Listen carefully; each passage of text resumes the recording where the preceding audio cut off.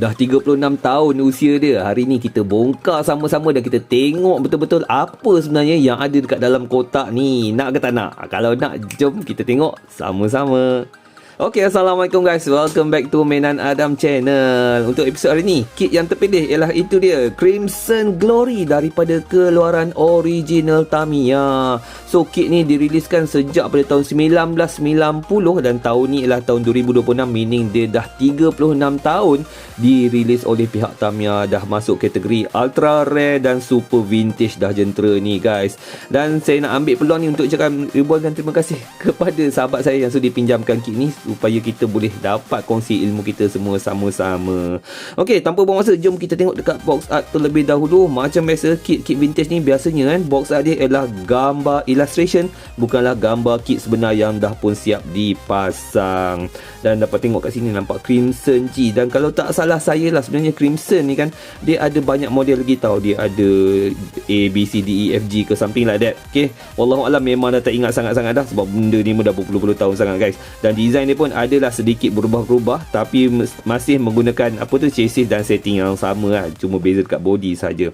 Okey, so dekat bawah ni dapat tengok ada gambar Yonkoro Hinamaru daripada siri animasi Dash Yonkoro. Ada logo Koro-Koro dan juga logo Tamiya. Dekat sebelah atas ni ada nama dia Crimson Glory. Di sisi samping atas ada gambar jentera daripada sudut pandangan atas, dan dekat sebelah kanan ni pula ada gambar chassis FM yang telah pun siap dimodifikasi, dan dekat sini ada logo Tamiya. Dekat sebelah sisi samping tepi ada nama dia Crimson Glory, ada gambar jentera, dan dekat sini ada Tamiya America item number 18032 dan retail price pada harga 600 yen saja masa tu.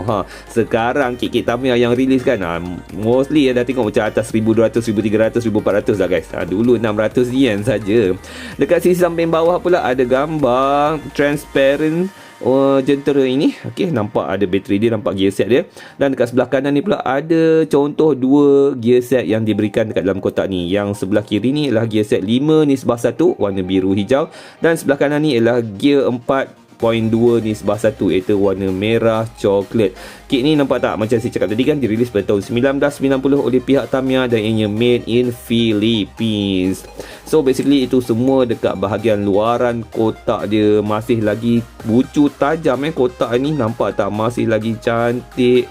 Okay, memang masih lagi dalam perfect condition. So kalau nak kata harga anggaran ni, saya tak boleh jamin, tapi saya rasa ini atas pada RM400 guys. Okay, untuk yang kotak secantik ini. Okay, tanpa buang masa lagi, jom kita buka tengok dekat dalam dia pula sama-sama. 1, 2, 3. Tada. Okay guys. So, first of all, kita nak tengok dia punya body terlebih dahulu. Saya nak tak tepi kotak dia. Okay, so body dia warna blood red. Inilah body Crimson Glory. Bayangkan dah 36 tahun dia terperap dekat dalam kotak. Hari ni tiba-tiba kita bawa keluar. Mau tak terkejut dia guys. Okay, tengok dengan lebih detail, dengan lebih dekat. Sorry, saya tak boleh nak buka plastik ni, sebab plastik ni masih lagi intact dengan stapler asal daripada 36 tahun yang lalu. Jadi saya tak nak kacau lah condition dia lebih dari satu, sebab kit ni bukan saya punya, kita pinjam saja. Jadi kenalah pegang dengan berhati-hati. Dekat sebelah sini ada marking Tamiya, dan kalau kita tengok kat sini, nampak tak ada dia punya A parts untuk FM chassis yang diletakkan sekali dekat dalam plastik yang sama. Apa yang saya cuba nak cari dekat sini ialah, nak pelan-pelan nak tengok dekat bawah body ni ada tak marking apa-apa. Sebab kan kalau tengok macam hari tu saya buat unboxing Proto Emperor, dekat bawah cowl ni atau bawah body ni tak ada sebarang marking.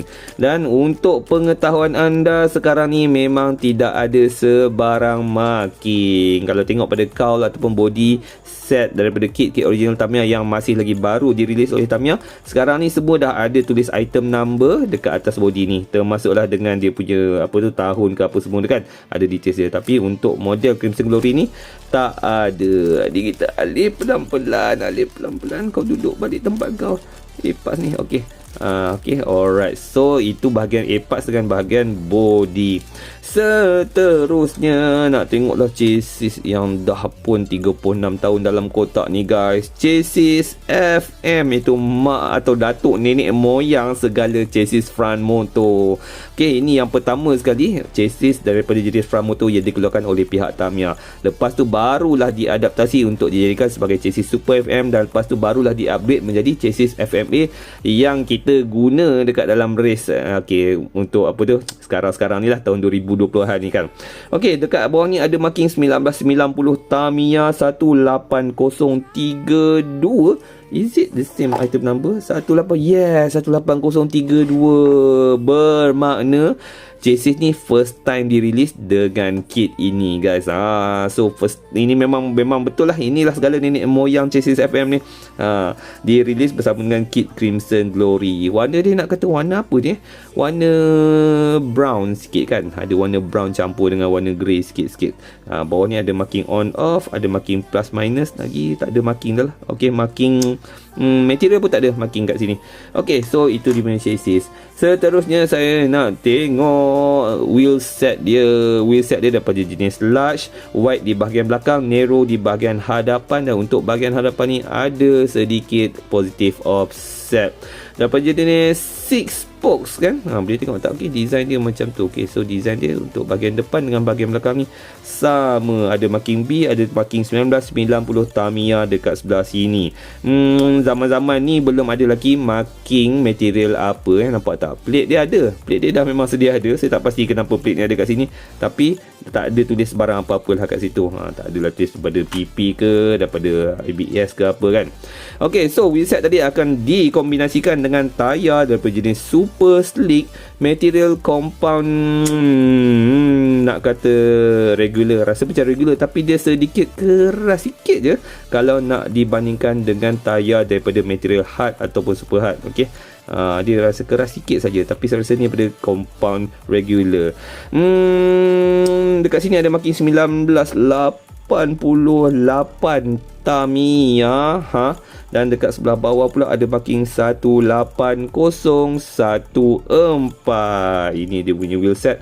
Dia punya tayar set masih lagi cantik, intact dekat runner. Kalau kadang-kadang kan, kalau kita buat unboxing kit-kit yang vintage, yang dah usia berpuluh-puluh tahun ni, kadang-kadang kan getah ni dah jadi keras kan. Lepas tu dia punya ni runner ni pun dah terputus daripada tayar dia. Kadang-kadang lah. Okay, so yang ni masih lagi dalam kondisi yang cantik. Jadi kita letak tepi dengan berhati-hati. Seterusnya saya nak tengok paket aksesori dia yang lain. Dekat sini kita akan dapatkan motor. Motor Mabuchi warna putih gading. Ambil. Memang nice sangat-sangat guys. Tapi yang kali ni ni tak boleh lah nak kopek-kopek buat main untuk race kan. Benda dah lama sangat-sangat dah ni. Nak main-main je lah JSMC. Dekat dalam pack yang sama kita akan dapatkan satu propeller shaft berkepanjangan 2.0, dan kita ada drive shaft berkepanjangan 60mm. Dan macam yang kita dijanjikan dekat box art tadi, ada dua gear set yang berbeza. Satu gear set warna biru dan satu lagi gear set warna merah. Tak sama macam Tamiya yang original, yang modern punya Tamiya. Semua bagi satu gear set sahaja. Taman-taman dulu bagus tengok, bagi dua gear set. Dah lah harga RM600 je. Dalam ni ada juga dia punya botol grease. Botol grease yang kali ni kita tak dapat botol grease yang jenis timah kan. Dapat botol grease plastik. Okey, mungkin ni printing yang baru lah kot. Dan lepas tu pula ada terminal dia lah dekat dalam ni, serta pinion. Lagi seterusnya, apa lagi kita nak tengok dekat dalam kotak ini? Ada instruction manual. Dekat sini tulis Crimson Glory, item number 18032. Saya nak kongsikan kepada anda saya nak kongsikan kepada anda instruction manual ni. Okey, saya akan go through sekali imbas saja. Siapa yang nak tengok dengan lebih details macam mana cara dia nak buat painting, nak buat detailing sini, okey, anda boleh tekan saja butang pause. So saya nak tunjukkan dengan sekali imbas saja apa yang terdapat dekat dalam instruction manual ni. Ini cara pemasangan gearbox, okey, cara pasang bateri, cara pasang switch terminal. Okey. Oh, dia pasang roller dekat situ betul lah kan. Zaman dulu. Okey, cara pasang body. Dan dekat bawah sekali ni apa ni? Cara tukar gear ke apa? Cara tukar gear. Okey, so itu dia punya instruction manual. Dan yang terakhir sekali, are you ready? Melekat pula. 1, 2, 3. Tada. Full lama guys. Bayangkan kalau dah 36 tahun duduk dekat dalam kotak, tapi condition dia very pristine, macam baru di print dekat kilang. Okay, so inilah dia stiker sheet untuk jentera Crimson G daripada keluaran Tamiya. Okay, nak zoom dekat-dekat sikit tu, tengok tu. Walaupun di print berpuluh-puluh tahun lepas guys, tapi bayangkan dia masih lagi boleh buat printing tajam macam tu. Tu dia, nampak tak logo koro-koro tu, boleh nampak gambar dia. Dan dekat sini ada tulisan FM Chassis. Okay, so ini satu benda lah yang boleh membezakan di antara stiker sheet yang original Tamiya dengan yang kopi ori. Kalau tak salah saya punya yang daripada brand DDVC model, dekat bahagian FM Chassis ni dia tukar tau, dia tak tulis FM Chassis tapi dia tulis DDVC model lah. So boleh nampak lah kantoi dekat situ. Yang original Tamiya dia tulis FM Chassis. Untuk stiker sheet ni bawahnya tulis Tokuda Shogakukan lah 1990 Tamiya, dan yang paling penting nampak tak dekat sebelah kanan bawah ni tulis printed in Japan. Memang nice sangat-sangat. Stiker vintage, print pun dekat atas kertas biasa saja. Okay guys, so basically itulah semua benda-benda yang kita akan dapatkan dekat dalam kotak Crimson Glory jentera vintage daripada keluaran Tamiya ini. Anyway kan, saya nak try tanya, siapa penonton-penonton channel ni yang memiliki kit ni? Cuba komen sikit kat bawah, saya nak tanya. Anda beli dulu kit ni, berapa harga yang anda dapat? Sebab saya pun teringin nak tahu juga kan, berapakah sebenarnya harga untuk jentera yang vintage yang usia dah berpuluh-puluh tahun macam ni. Saya sendiri ada sikit saja model-model vintage ni. Sometimes kalau dapat yang harga jackpot sikit ke, boleh lah kita nak milik. Tapi kalau dah harga mahal sangat, biasanya saya memang pass lah kan. Ni pun sebab atas ihsan kawan kita dapat bagi pinjam, dapatlah kita buat video. Okay, so saya rasa setakat dulu perkongsian saya untuk episod kali ini. Kalau anda rasa anda suka dengan video ni, jangan lupa untuk tekan butang like. Dan kalau rasa tengok lagi banyak video-video yang macam ni, bukan sekadar yang pada original Tamiya saja, daripada jenis vintage pun ada, daripada Jepin pun ada, daripada Dasing pun ada kan, daripada segala benda-benda lain, ataupun ada mainan-mainan lain yang anda nak tengok, jangan lupa bagi tahu je dekat ruang komen kan. InsyaAllah kita akan buat sama-sama, dan kita kongsi ilmu kita semua sama-sama. Okay, so saya rasa setakat dulu. Jangan lupa, okeylah, ciuman melalui mainan. Assalamualaikum.